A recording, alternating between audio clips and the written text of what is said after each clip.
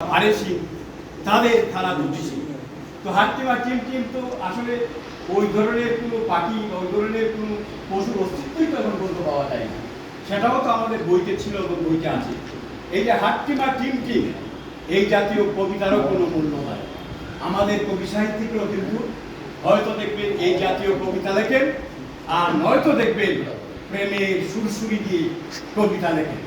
তো আমরা এই জাতীয় কবিতাও চাই না, প্রেমের সুরসুরিও চাই না। আমরা চাই ইমদাদুল হক মিলন সাহেব যেভাবে যাপিত জীবন সম্পর্কে যে সমস্ত বইগুলো লিখেছেন সেই বইগুলো আমরা পড়ব। অনেক রাইটারের বই আমরা পড়ব।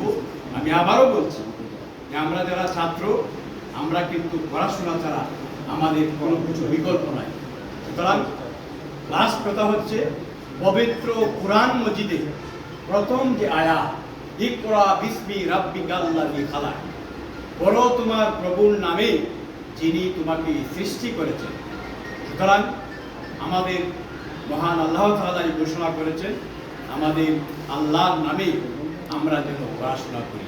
সুতরাং ছাত্রছাত্রী ভাই বোনেরা, আপনারা সবসময় পড়াশোনার মধ্যে থাকবেন, তাহলে আপনারাও একদিন ইমদাদুল হক মিলনের মতো, আবার অন্য অন্য আব্দুল্লাহ আবু সাঈদের মতো অনেক বড় বড় সাহিত্যিক হতে পারবেন, অনেক বড় বড় নেতা হতে পারবেন, অনেক বড় বড় সচিব হতে পারবেন, অনেক বড় বড় বিচারপতি হতে পারবেন।